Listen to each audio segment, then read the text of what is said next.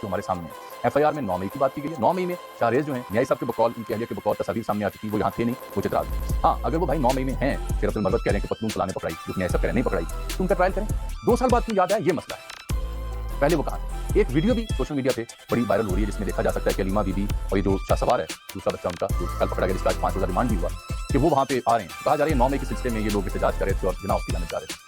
कुछ साथ में भी देखा, मैंने भी सिर्फ नोट किया, ये यहाँ पे काना में लाहौर के पास जब जैसा था पीटीआई का रिसेंटली, वो उसकी फुटेज है, उसकी वीडियो है, जब ये बच्चा अपनी माँ के साथ एहतजाज में दिखाई दे रहा है। ये 9 मई की फुटेज इस तरह से नहीं थी। 9 मई की फुटेज में कहा जाता है कि साहब मौजूद, तो ट्रायल कीजिए, बिस्मिल्लाह कीजिए। अगर किसी बंदे ने फौजी तनसीबात पर हमले किए हैं, बिल्कुल सजा दो। ट्रायल कीजिए, शवाहिद सामने लेके आए, इल्जाम सामने लेके आए, बिल्कुल अगर मगर के बगैर। लेकिन वो 2 साल की ताक़ीद के बाद याद जब आई गिरफ्तारी की, तो सवाल उठते हैं, बिलखुसूस ये कि जब एक बच्चा यहाँ हो भी ना, और जब आप कहते हैं कि साजिश है, रॉ इंडिया, तो उसके सबूत या उसका चार्जशीट एटलीस्ट मंजर यहाँ पर आना चाहिए। या जब दूसरे बच्चे की शाहसवार की जब हुई 5 जिस्मानी रिमांड, तो जज हैं मंजर अली गुल साहब एटीसी के लाहौर में, बड़े मशहूर जज हैं।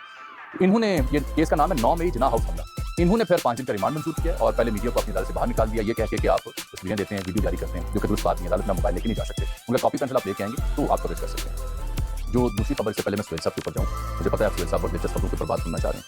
दूसरी खबर बड़ी अहम है, की सरबराही करते हैं राना इरादत शरीफ खान साहब। वहाँ पीपल्स पार्टी के 2 महान जो हमारे कानून साज हैं, काबिल एहतराम मोहतरमा शाजिया मरी और मोहतरम नवीद कमर साहब, इन्होंने इस कमेटी में एक बिल पेश किया।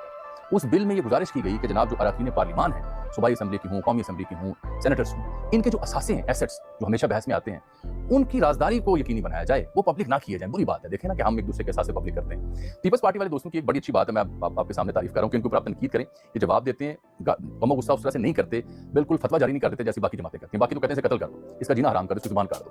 तो इनके ऊपर हम तनकीद कर रहे हैं और जानना चाहेंगे कि इनके इस मौके क्यों इन्होंने अवामी नुमाइंदों के असासे जो है उनकी पर्दापोशी का मुतालबा किया, क्यों छुपाएंगे? ये अवामी नुमाइंदे नहीं है। अगर अवामी नुमाइंदे तो अवाम का हक है, उन्हें पता हो कि अवामी नुमाइंदों के पल्ले क्या है। पहले भी जो असासे आप डिक्लेयर करते हैं, वो अगर मगर और बारीक वारदातों के जरिए मुख्तर जाहिर करते हैं, क्योंकि बारीक वारदातें और होती हैं। कानून ये मौजूदा कि हर बरस 31 दिसंबर तक इलेक्शन कमीशन ऑफ पाकिस्तान में आपने, अगर आप सियासतदान हैं, अवामी नुमाइंदे हैं, तो आप अपनी शरीक हयात यानी अपनी वाइफ या वाइफ, बेगम या बेगमात और बच्चे और असासे या अपने वाजिबात वो जमा करवाने होते हैं। ये इलेक्शन का एक्ट है, सेक्शन 138/4 मेरा ख्याल है, जो उसका मुतालबा करता है। तो उन्होंने सोचा ये राजदारी रहने दी जाए, पता ना चले हमारे पास क्या है। ये जब हुकूमतें, कानून साज ऐसी हरकतें करेंगे, तो मुझे आप बताएं, अवाम इनके बारे में क्या सोचेंगे?